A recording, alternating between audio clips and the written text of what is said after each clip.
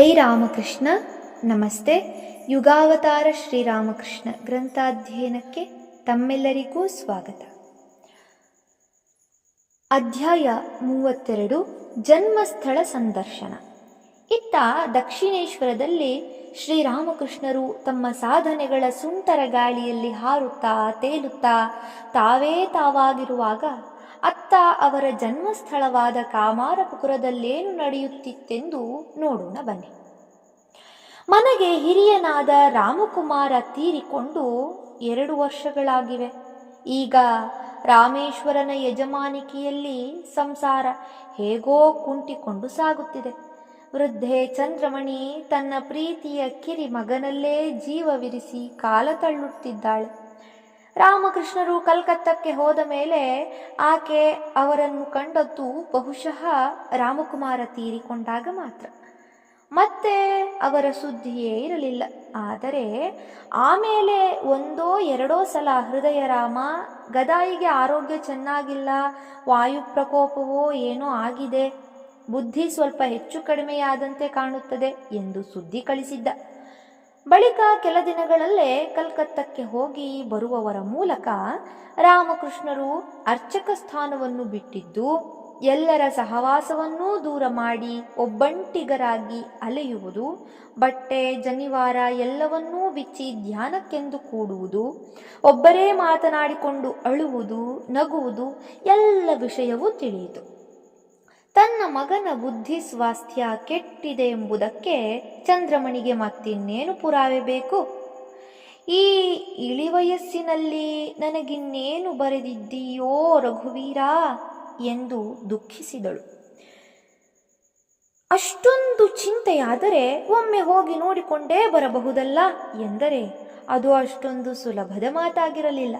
ಏಕೆಂದರೆ ಬಸ್ಸು ರೈಲುಗಳ ಸೌಕರ್ಯವಾಗಲಿ ಸರಿಯಾದ ರಸ್ತೆಯಾಗಲಿ ಇಲ್ಲದ ಆ ಕಾಲದಲ್ಲಿ ಕಾಡು ಹೊಲಗದ್ದೆಗಳ ಮೂಲಕ ಕಾಲ್ನಡಿಗೆಯಲ್ಲಿ ದಿನಗಟ್ಟಲೆ ಪ್ರಯಾಣ ಮಾಡಬೇಕಾಗಿತ್ತು.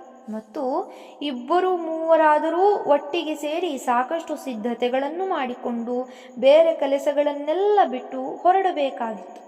ಹೀಗಾಗಿ ಮುಖಾಮುಖಿ ಭೇಟಿಯಾಗಬೇಕಾದರೆ ಬಹಳ ಕಷ್ಟ. ಊರಿನ ಬೇರೆ ಯಾರಾದರೂ ಹೋದರೆ ಬಂದರೆ ಅವರ ಮೂಲಕ ಏನಾದರೂ ಸ್ವಲ್ಪ ತಿಳಿಯಬೇಕಷ್ಟೆ. ಆದ್ದರಿಂದ ಕೊನೆಗೆ ಕೆಲ ಕಾಲ ಊರಿಗೆ ಬಂದು ಹೋಗುವಂತೆ ರಾಮಕೃಷ್ಣರಿಗೆ ಹೇಳಿ ಕಳಿಸಿದರು.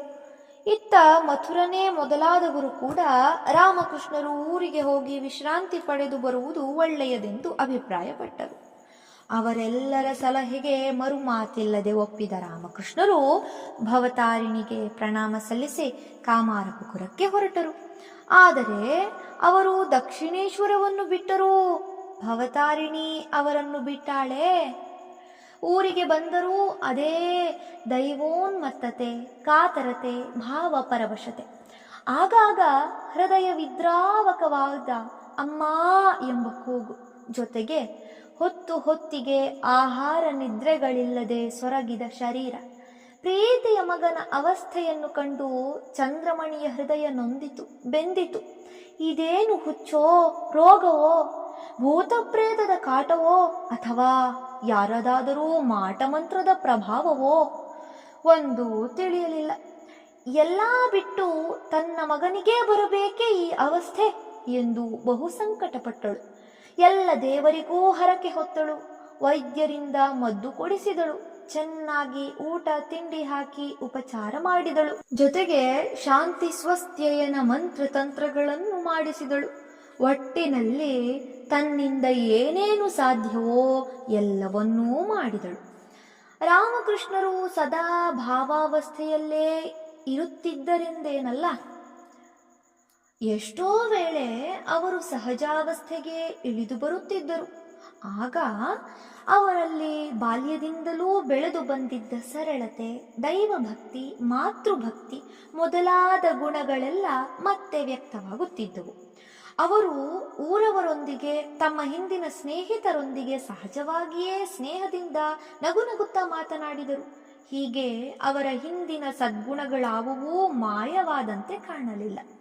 ಮತ್ತು ದೇವರ ಹುಚ್ಚು ಒಂದನ್ನು ಬಿಟ್ಟರೆ ಬೇರೆ ಯಾವ ದುರ್ಗುಣವಾಗಲಿ ದುಶ್ಚಟವಾಗಲಿ ಕಾಣಲಿಲ್ಲ. ಆದರೆ ಅವರ ಮಾತುಕತೆಯಲ್ಲಿ ಬಾಲ್ಯದ ಸಲುಗೆ ತಮಾಷೆ ಕಣ್ಮರೆಯಾಗಿತ್ತು. ಎಲ್ಲ ಪ್ರಾಪಂಚಿಕ ವಿಷಯಗಳಲ್ಲೂ ಉದಾಸೀನತೆ ಎದ್ದು ಕಾಣುತ್ತಿತ್ತು. ಇದರೊಂದಿಗೆ ಸಾಮಾನ್ಯ ಜನರಲ್ಲಿ ಕಂಡುಬರುವಂತಹ ನಾಚಿಕೆ, ಸಂಕೋಚ, ಮುಚ್ಚುಮರೆ, ಭಯ ಇವೆಲ್ಲವನ್ನೂ ಅವರು ಕಳಚಿಕೊಂಡಿದ್ದಂತೆ ತೋರುತ್ತಿತ್ತು.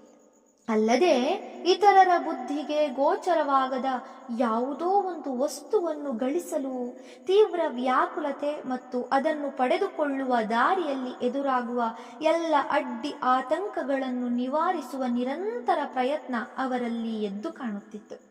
ಇದನ್ನೆಲ್ಲ ನೋಡಿ ನೋಡಿ ಎಲ್ಲರೂ ಒಂದೇ ತೀರ್ಮಾನಕ್ಕೆ ಬಂದರು. ಇವರಿಗೆ ಯಾವುದೋ ಭೂತ ತಗಲಿಕೊಂಡಿದೆ, ಮತ್ತೇನಿಲ್ಲ ಎಂದು. ಚಂದ್ರಮಣಿಗೂ ಮೊದಲೇ ಆ ಅನುಮಾನ ಬಂದಿತ್ತು. ಈಗ ಎಲ್ಲರೂ ಅದನ್ನೇ ಹೇಳಿದಾಗ ಅದು ದೃಢವಾಯಿತು. ಸರಿ, ಭೂತ ಬಿಡಿಸಲು ಗಟ್ಟಿಗನಾದ ಒಬ್ಬ ಮಂತ್ರವಾದಿಯನ್ನು ಕರೆಸಿದರು. ಇಲ್ಲದಿರುವ ಭೂತವನ್ನು ಓಡಿಸು ಎಂದರೆ ಯಾವ ಮಂತ್ರವಾದಿ ತಾನೇ ಏನು ಮಾಡಿಯಾನು? ಆದರೂ ಅವನನ್ನು ಕರೆಯಿಸಿದ್ದರಿಂದ ಸ್ವಲ್ಪ ಒಳ್ಳೆಯದೇ ಆಯಿತು. ಮುಂದೆ ಶ್ರೀರಾಮಕೃಷ್ಣರೇ ಆ ಕಥೆಯನ್ನು ಹೀಗೆ ಹೇಳುತ್ತಾರೆ. ಆ ಕಥೆ ಏನೆಂಬುದನ್ನು ಮುಂದಿನ ಸಂಚಿಕೆಯಲ್ಲಿ ನೋಡೋಣ. ಧನ್ಯವಾದಗಳು. ಓಂ ಶಾಂತಿ ಶಾಂತಿ ಶಾಂತಿ. ಹರಿ ಓಂ ತತ್ಸತ್. ಶ್ರೀರಾಮಕೃಷ್ಣಾರ್ಪಣಮಸ್ತು. ಸರ್ವೇ ಜನ ಸುಖಿನೋ ಭವಂತು. ಜೈ ಶ್ರೀಮಾತಾ.